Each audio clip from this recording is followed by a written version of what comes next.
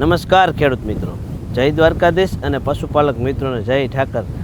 પાછળ તમે જોતા હો માંડવી કે માલદેભાઈની મગફળી એવડી એવડી થઈ ગઈ, તો ના, આપણી નથી, પણ અમારા હિમની અંદર ખેતર છે, અમારા હગાની જ વાડી છે। તો આ વાડીની અંદર આવી અને વિડીયો બનાવવાનું એક જ કારણ છે, કારણ જાણીને તમે ચોંકી જશો, કેમ કે તમને પણ આ વસ્તુ જાણવાની ઉત્સુકતા એ છે કે મિત્રો, તમને એવું લાગે કે આપણા ખેતરની અંદર આપણે મગફળી વાવી છે, કોઈ પણ પાક આપણે કરી તો થોડુંક પાણી વધારે થઈ જતું હોય, કે જ્યારે આપણો પાક છે એ નાની ઉંમરનો હોય અને વરસાદ વધારે થઈ જાય કે પિયત આપી આપણે રેડ પાણી પીવડાવી કે ફુવારાથી વધારે હાલી જતું હોય। અને આવું તમને ક્યારે થયું છે કે જો આવા પીરા ઘામાં પડી જતા હોય, એવું જ્યાં જ્યાં ફુવારાની ભમરી પડી હોય અથવા તો તમારી પાઇપલાઇન લીકેજ હોય એની ઉપર તમારો પાક આ રીતનો પીળો થઈ ગયો છે, પાંદડાની અંદર પીળા ટપકા થઈ ગયા છે, 1 મહિનાથી 1.5 મહિનાનો પાક થયો હોય છતાંય આવડો જ રહે છે, વૃદ્ધિ નથી કરતો, તો આની અંદર તમને એવું લાગે કે કંઈક ને કંઈક સમસ્યા આવી રહી હોય, તો મિત્રો ખરેખર આપણે જમીનનું ટેસ્ટ સોઇલ લેબોરેટરીની અંદર જઈએ અને આપણે જમીનનું એકવાર તો ટેસ્ટિંગ કરાવવું જરૂરી છે। આ વસ્તુ એટલા માટે કે આપણી જમીનની અંદર આપણે કયો પાક વાવવો છે, તો કયા પાકને કયા ન્યુટ્રન્સની જરૂર હોય તો ખરેખર એ જાણવું જરૂરી છે। એ પ્રમાણે આપણે આને ખાતર પોતર કરી તો આપણે મહેનત કંઈક છે એ વસૂલ થાય। આજના જમાનામાં બધું વસ્તુ તમને ખબર છે ને કે મોંઘી જ થતી જાય છે, મોંઘી જ થતી જાય છે, તો આપણે મોંઘવારી વિશેથી કંઈક અંદરથી એવો ટૂંકો રસ્તો કાઢી કે ઓછે પૈસે આપણો પાક કમ્પ્લીટ થાય। હવે એવું નથી કે રાસાયણ નાખીને ખેતરને હવે બંજર બનાવી દેવું। આવું તમે ઘણા પાસેથી સાંભળ્યું હશે કે ભાઈ દેશી વસ્તુ દેશી તરીકેથી કરવાથી અને કોઈ કેમિકલ ના વાપરવાથી આપણો પાક પણ સુરક્ષિત રહી શકે।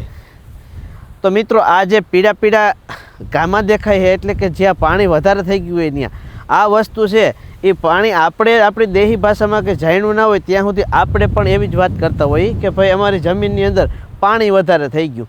કાંઈ એમ કહે કે કોબી જમીન છે, કોબી જમીન એટલે કે જમીન ધોરકડી જમીન હોય કે નીચે સફેદ પથ્થર આવી જતો હોય, ઉપરની જે માટી છે એ ધોરી હોય અને ગમે એટલો ઉનાળાનું હુકાય તોય છતાં એમાં તિરાડો પડતી ના હોય, તો આ જમીનને અમારે અહીંયા ધોરકડી કહે કે આ જમીનની અંદર મગફળી હોય ને એટલે વલ માપે થાય, એટલે કે એની વૃદ્ધિ છે એ, અને વધારે વરસાદ થઈ જાય કે વધારે પિયત અપાઈ જાય તો પણ પીળી થઈ જતી હોય અને પાકની પાંદડા હોય, પાંદડાની અંદર લીલી નસું અને લાલ ટપકા પણ થઈ જતા હોય છે। તો આનું કારણ શું છે કે તમારી જમીનમાં લોહ તત્વની ઉણપ એટલે કે લોહ તત્વની ખામી છે। લોહ તત્વની ખામીને લીધે શું થાય, એક તો છોડવાનો વિકાસ અટકી જાય, પાન ડાળિયું ખરવા લાગે, ડાળિયું સુકાવા લાગે, નવા પાન આવવામાં પણ કેવરાવે, અને જ્યારે વરસાદનું પાણી કે તમે પિયત આપો એ ઓછું આપો તો એને કંઈ વાંધો ના હોય, પણ વધારે પાણી આપ્યું એટલે લોહ તત્વની ખામીવાળી જમીનમાં જે પાક વાવો એમાં તો ખાસ કરીને મગફળીને તો બહુ અઘરું લાગે।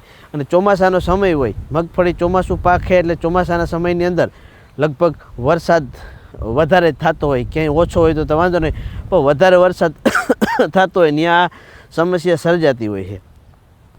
તો આની ઉણપને દૂર કરવા માટે શું કરવું પડે અને તમારા જમીનની અંદર લોહ તત્વની ખામી છે એને જાણવા માટે શું કરવું પડે, તો આનો એક તમને ટૂંકો જ દાખલો આપું। તો આવું કારણ કંઈક છે એ આપણે તમને વિડીયોની અંદર જણાવીને તમે ખરેખર વિડીયો પૂરો જોજો, મજા આવી। અને લોહ તત્વની ઉણપ હોય તો શું કરવું અને લોહ તત્વની ઉણપ હોય તો આપણી જમીનમાં કયા કયા સંકેત આપે એ તમે તમારા હાથે જાણી શકો 1 રૂપિયાના ખર્ચાવીને। જો પહેલાં તો એક તમારી જમીનમાં તમે વારે ઘણી પાક લેતા હો કે શિયાળું, ઉનાળું અને ચોમાસું 3 પાક લેતા હો એટલે ખાતરની અપૂર્તિ થાય, ખાતરની અપૂર્તિના લીધે પણ આવું પીળું થતું હોય। પણ લોહ તત્વની ઉણપને લીધે તમારા ઝાડના ભાઈ છોડના પાન પીળા પડી જાય, પાન ખરવા લાગે, નવી ડાળીઓ ફૂટે નહીં, વિકાસ વૃદ્ધિ અટકી જાય, ફળ ફૂલ લાગે નહીં, અને જો ડોડવા થઈ ગયા હોય તો એ તમારે 22 ને 22 મગફળી હોય ને તો આવડા ડોડવા થાય, અને ત્યાર પછી પાનની અંદર લાલ ડાઘા થઈ જાય અને લગભગ છોડ હુકાવા માંડે। આવી વસ્તુ થાય તો લોહ તત્વની ઉણપ હોય। થોડે વરસાદે થોડું પાણી પીવડાવો છતાં તમારું ખેતર પીરું હળદર જેવું થઈ જતું હોય તો આ લોહ તત્વની ઉણપ। અને તમારી વાડીની અંદર કે તમારી જમીનની અંદર લોહ તત્વવાળી છે કે લોહ તત્વ વિનાની છે, આની ખાતરી કરવા તમારે શું કરવું પડે ખબર, કે તમે હાથી હાંકતા હો ને, હાથીડા હાંકતા પણ તમને ખાતરી થઈ જાય કે જો આ હાયરું છે, આ 20ની જારીનું વાવેતર છે, ઓરવેલી મગફળીમાં. હવે આની અંદર જે આપણે વખેડી હાંકતા હોય ને, વખેડાની રાપ જો લોહ તત્વ પૂરેપૂરું હોય ને તો એ ઘહાઈ જાય. રાપની ધાર હાંજ થાય ને તો હાવ બુઠ્ઠી થઈ જાય. અને જો લોહ તત્વ ના હોય તો તમે સવારે હાલતી કરી હોય ને એવી ને એવી હાંજે હોય પાછી. તો તમારે સમજી લેવાનું કે આપણી જમીનની અંદર લોહ તત્વો એટલે કે ફેરર સલ્ફેટ અને સાઇટ્રિક એસિડની ખામી છે. તો આની ઉણપ હોય તો એ દૂર કરવા માટેનો ઉપાય પણ તમને હું બતાવી. એ તમારે ક્યાંય પણ એગ્રોઈ જવાની જરૂર નથી. એ તમને ઘેરેથી અથવા તો અનાજ કરિયાણાની દુકાનેથી મળી રહે. આપણી આગળ આવા જ ઉપાય હોય. વિડીયો જોતા રહેજો, બહુ મજા આવશે. ત્યાર પછી જ્યારે મોટા ટ્રેક્ટરના રોટાવેટર છે, ખેપા છે, દાંતી છે, રાપ છે, આવી બધી વસ્તુ હાંકતા હોય અને માનો કે જેને કોહું હોય, રાપ હોય ની ધાર હોય એ ઘહાઈ જાય ઘાઈ તો સમજી લેવાનું 2 કે 3 દીમાં ઘહાઈ જતી હોય તો કે આમાં પૂરેપૂરું લોહ તત્વ છે. આમાં આ વસ્તુની જરૂર જ પડશે નહીં.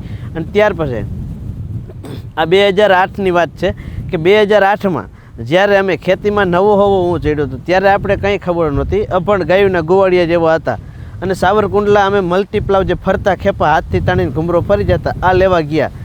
ત્યાં કંપનીવાળા અહીં કારખાનાવાળા ભાઈ કીધું કે ગોજીને ગામ છે પાટિયા તાલુકાનું, તમને જો નજીક પડતું હોય તો એના ભેગા તમારું હાથીડું સડાવી દઉં તો તમને ભાડામાં ફોરવું પડે. તો ગોજીનેવાળા કોઈ હોય તો કોમેન્ટ કરજો. મારા ભેગા તમે સાવરકુંડલા ખેપા લેવામાં હતા? કેમ કે તેદીનો સમય ને આજના સમયને ઘણો ફેર. તેદી હું હાવ નાનકડો હતો પણ 3 ખેપાની જોડી ગોજીનેહની હતી અને 1 મારી હતી.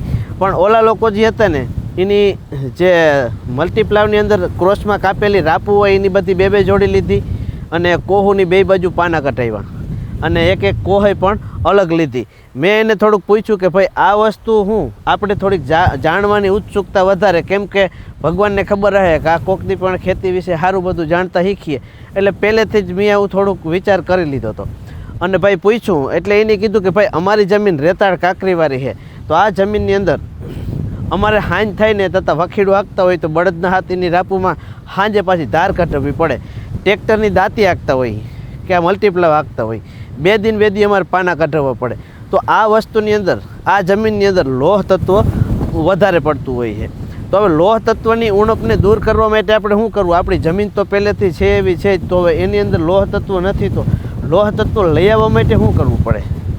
તો એ હું તમને વાત કરું. કંઈ મોટો એવો ખર્ચો નથી અને કંઈ એવી કોશિશ પણ કરવી પડે એમ નથી. તમે જેમ રેગ્યુલર જંતુનાશક દવા કે વિકાસ વૃદ્ધિની દવા છાંટતા હોવ ને એવી જ રીતે હીરા કહી અને લીંબુના ફૂલ લઈ આવવાના છે. અત્યારે ઘણી બધી કંપનીના તમને પેકેટ પણ મળે છે કે એની અંદર 3 દવાનું મિશ્રણ આવે છે. એ તમે પંપમાં યોગ્ય માપ પ્રમાણે નાખી અને છાંટો તો પણ એની ઉણપ દૂર થઈ જાય છે. પણ જે હીરા કહી અને લીંબુના ફૂલ હાવ દેશી, વરી કોક કોમેન્ટ કરીને કહે કે સાઇટ્રિક એસિડને આપણે ભાઈ ફેરર સલ્ફર આ કે એક વસ્તુ તો કહેવાની તો કેમિકલ જ, પણ આ વસ્તુ દેહી છે, નુકસાનકારક નથી. તો કેટલું નાખવાનું અને કેટલું પ્રમાણ રાખવાનું એ પણ તમને કહી દઉં. 15 લીટરના પંપમાં હીરા કહી 100 ગ્રામ અને લીંબુના ફૂલ 10 ગ્રામ અને આનું બેયનું મિશ્રણ કઈ રીતે કરવાનું એ ઉપર તમને કહું. કોઈ પણ ધાતુનું પાત્ર ના લેતા, તમે ડોલ લેજો. ડોલની અંદર 2 અલગ અલગ મિશ્રણ કરવાના છે. એકમાં હીરા કહી નાખીને ઓગાળવાની છે, એકમાં લીંબુના ફૂલ નાખીને ઓગાળવાના છે. ત્યાર પછી હીરા કહી નાખી પંપ અડધો ભરી દેવાનું, ત્યારે લીંબુના ફૂલનું દ્રાવણ કરી અને એ અડધો પંપ ભરી નાખી દેવાનું. ત્યાર પછી સ્પ્રે કરો ને ત્યારે ખાસ ધ્યાન રાખવાનું છે કે તમે હેઠેથી લ્યો એટલે એકલધાર આમ હાલતું જ જવાનું છે. તમારે ધીમે ધીમે પાંદ ઉપર 1 લઠ્ઠું પાણી થવા દેવાનું નથી. નકર હેઠે હરીએ આપણે વધારે આમ નજર રહી જાય તો ત્યાં પાંદડા બળી જતા હોય છે આ સાઇટ્રિક એસિડને લીધે. તો આ બધો આનો માપ હતો. અને હવે એક બીજી વાત કરવાની છે કે જે તમને ટોર્ચ અને આપણે મોટર ડીઝલ કાઢવાની જે બતાવી હતી એ હાલ સ્ટોક પાછો આવી ગયો છે. જૂની હતી બધી ખપી ગઈ છે. કોઈને પણ લેવો હોય અને જે લઈ ગયા હોય એના અનુભવ જરાક મને શેર કરજો. બધે પછી મારા વોટ્સએપ નંબર છે, ના હોય તો લઈ લ્યો 6356275710. આ નંબર ઉપર તમે કોન્ટેક કરી અને આવી કોઈ પણ ખેતીને ઉપયોગી વસ્તુ આપણે રાખી તમે મગાવી શકો છો. અને આગલા વિડીયોમાં ઘણી બધી વસ્તુ હજી ખેડૂતને ઉપયોગી થાય એવી આપણા પાસે આવવાની છે. ધીમે ધીમે એના પર વિડીયો બનાવતા રહેશું. આવજો. જય દ્વારકાધીશ ને હર હર મહાદેવ હર.